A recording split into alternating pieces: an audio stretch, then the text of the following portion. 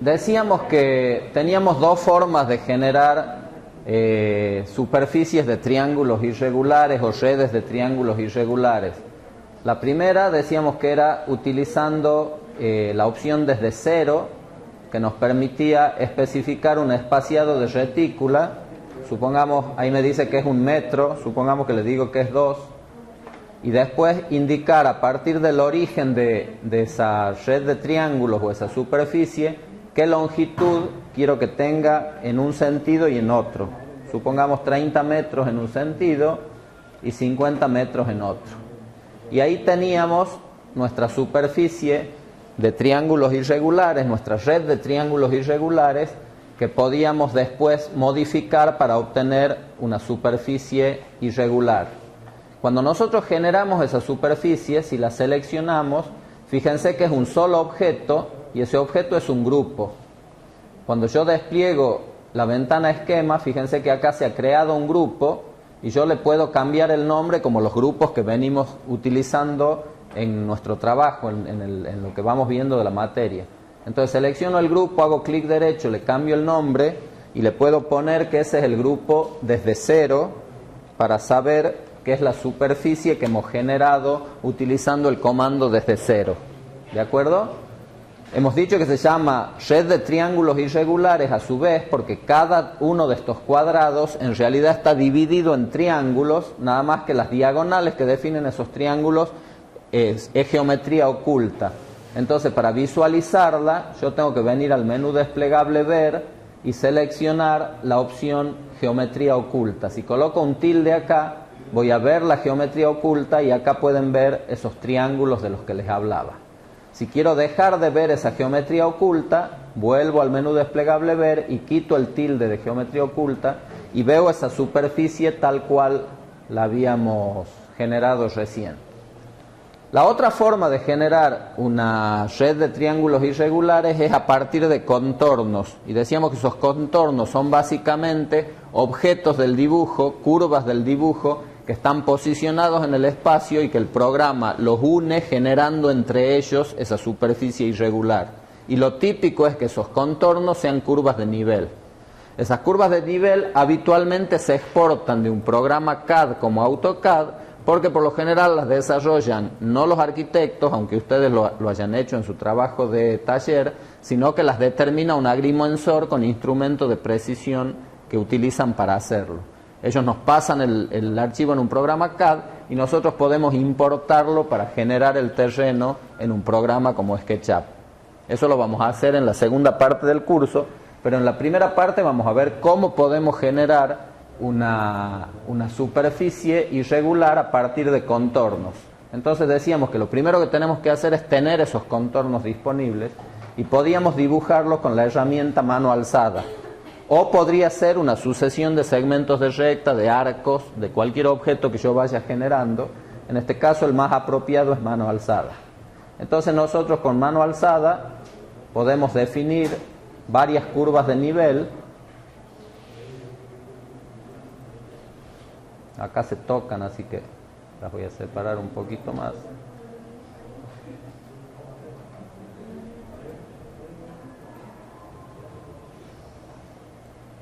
Y una vez definidas esas curvas de nivel, lo que tengo que hacer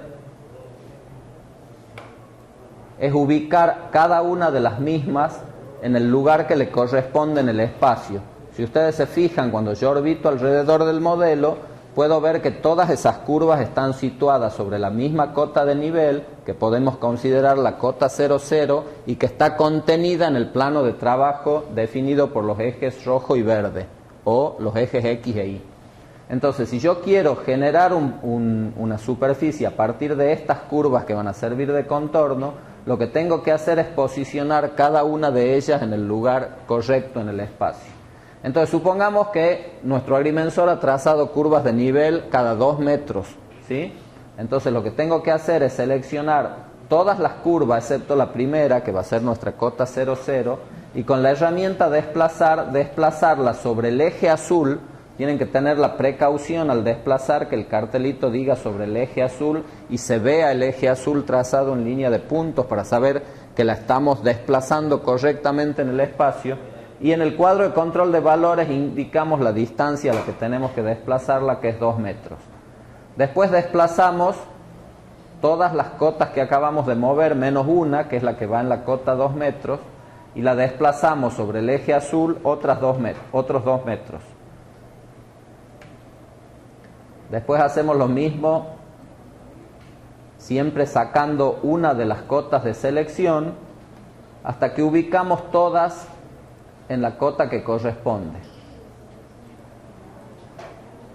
Esto es un poco laborioso, pero es estrictamente necesario para poder obtener una superficie lo más aproximada a la realidad.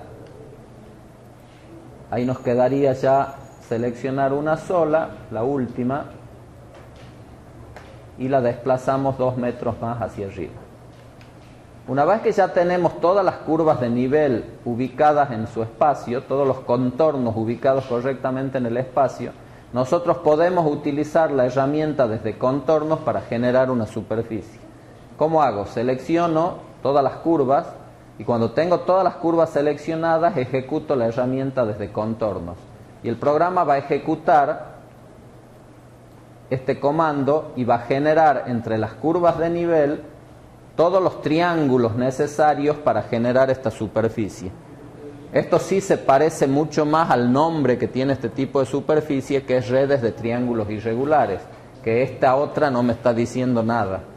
¿Por qué hablo de triángulos? Una vez más vayamos al menú desplegable ver y vemos que si activamos la geometría oculta, esta superficie está generada por toda una red de triángulos que son todos irregulares, tienen distintos tamaños, distintas medidas y están dispuestos de distinta forma en el espacio para que se pueda generar esta superficie que aparenta ser una superficie continua e irregular, pero que en realidad está constituida por un conjunto de triángulos pequeños que unidos van definiendo esa superficie.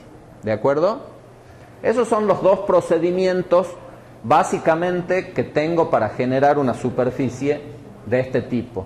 Obviamente el que más vamos a utilizar nosotros en nuestra vida profesional es generar la superficie a partir de contornos y no desde cero, no vamos a inventar un terreno. El resto de los comandos de la caja de arena lo que nos permiten es editar esas superficies. Para editar las superficies, nosotros lo que tenemos que hacer es editar el grupo que se ha creado automáticamente cuando hemos generado la superficie. Del mismo modo que acá se había generado un grupo que le cambiamos el nombre y le pusimos desde cero, cuando generamos esta otra superficie se generó otro grupo. Y a ese grupo le podemos cambiar el nombre para reconocerlo y decirle que es una superficie generada desde contornos. Entonces de esa manera nosotros podemos identificar rápidamente en la ventana esquema de qué grupo se trata cuando lo seleccionamos. Si nosotros queremos editar esos grupos, lo primero que tenemos que hacer, como en cualquier grupo, es seleccionarlo y meternos dentro del mismo para poder editarlo. Es decir, si quiero editar esta superficie creada desde cero, tengo que hacer doble clic. Fíjense que el resto del modelo se pone de color gris y aparece este prisma que ustedes ya conocen, que me permite trabajar dentro del grupo seleccionado. Las herramientas de selección son estas 5 que tenemos acá. La primera de las cuales se llama esculpir. Nos permite esculpir esa red de triángulos irregulares. ¿Y cómo funciona? Nosotros aplicamos sobre un punto de la red este comando y esto genera, definiendo un diámetro determinado, un radio determinado de influencia, cuál es el área de la red que se va a modificar. Entonces ejecutemos el comando. El programa acá me dice qué radio está utilizando, qué radio se va a ver afectado alrededor del punto que yo seleccione. Supongamos que quiero un radio mayor, lo escribo simplemente, doy enter y ahora el radio que me dice es el que yo he seleccionado, que es 5 metros. Fíjense que cuando yo me acerco a la red que quiero editar, aparece un círculo de color rojo que es el radio de influencia alrededor del punto que yo seleccione. Y yo puedo seleccionar distintos puntos. Puedo seleccionar, por ejemplo, el punto medio de esta diagonal. o puedo seleccionar el punto de intersección de dos líneas ortogonales, o puedo seleccionar el punto medio de una de esas líneas ortogonales. Y el resultado que voy a obtener en cada caso va a ser diferente. Supongamos que selecciono este punto de intersección. Con un radio de 5 metros, fíjense que se deforma de forma tal la imagen que la cima de esa loma que estoy generando es un punto. ¿De acuerdo? ¿Cómo puedo controlar la altura a la que elevo ese punto? Fíjense que en el cuadro de control de valores acá dice equidistancia, y yo puedo introducir con precisión la equidistancia que quiero que se levante o baje ese punto, indicando un valor positivo o negativo. Supongamos que yo pongo que quiero levantarla 3 metros positivo, ese punto se levanta 3 metros desde la base.